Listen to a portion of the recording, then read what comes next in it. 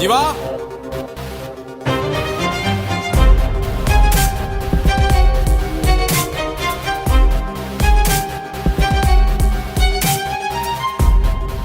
இந்த 15 வருஷத்தில் என் வாழ்க்கையில் நிறைய விஷயம் மாறிச்சு. இதுதானா ஜீவா.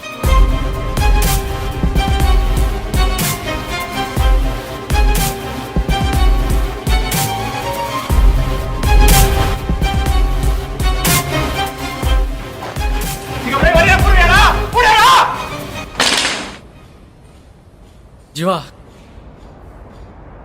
சிவானை கூப்பிடுறாரு.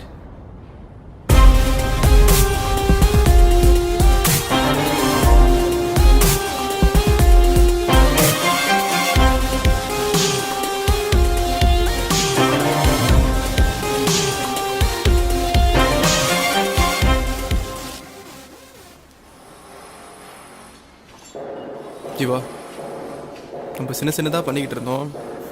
ஆனால் இப்போ நிலமை பெருசு பெருசாக செஞ்சுக்கிட்டு இருக்கோம். ஆனால் எனக்கு என்னமோ மேலும் மேலும் இப்படி பண்ணுறது தப்பு மாதிரி தோணுதுடா. ஒரு மாதிரியா இருக்கு மச்சி. ஏன் நமக்குன்னு லைஃப் இல்லையா? நமக்குன்னு ஃப்யூச்சர் இல்லையா? நமக்குன்னு ஃபேமிலி இல்லையா? நமக்கா? உனக்குன்னு சொல்லு மச்சான். இந்த உலகத்தில் முதல் ஒருத்தன் பிறக்கிறான்ல, அப்போ உனக்கு ஆர்வமாக இருக்குதே அவங்க அம்மா அப்பா தான். அந்த ஆர்வமே சறுக்கும் போது தான் என்ன மாதிரி ஆகும். எல்லாமே காசு தான் மச்சான். காசு இருந்தால் எதையும் வாங்கிடலாம்.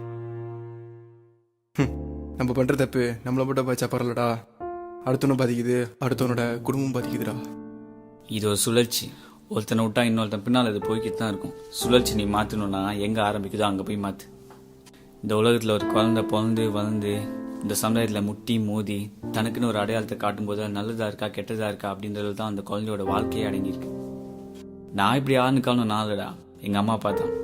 சுழற்சி நீ மாற்றணும்னா எங்கே ஆரம்பிக்குதோ அங்கே போய் மாற்று மச்சான். இப்படி தான் வாழணுன்றது ஒரு வாழ்க்கை. அது எல்லாம் உள்ள உனக்கு. எப்படியும் வாழலான்றது இன்னொரு வாழ்க்கை. அது எதுவுமே இல்லாதவனுக்கு. நான் எதுவுமே இல்லாதவன் இப்படி தான் இருப்பேன். சும்மாலாம் யோசிச்சுட்டு இருக்காத, பைத்தியம் முடிச்சிடும். வா கிளம்பலாம். வாழ்க்கையில் எல்லாமே நம்ம நினைச்ச மாதிரி நடக்காது. சில முடிவுகளை நம்ம மாற்றவும் முடியாது.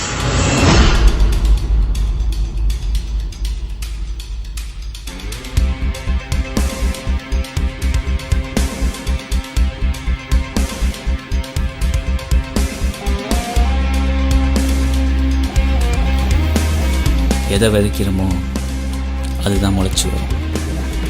சுழற்சியை மாற்றணுன்னா எங்கே ஆரம்பிக்குதோ அங்கே போய் தான் மாற்றணும்.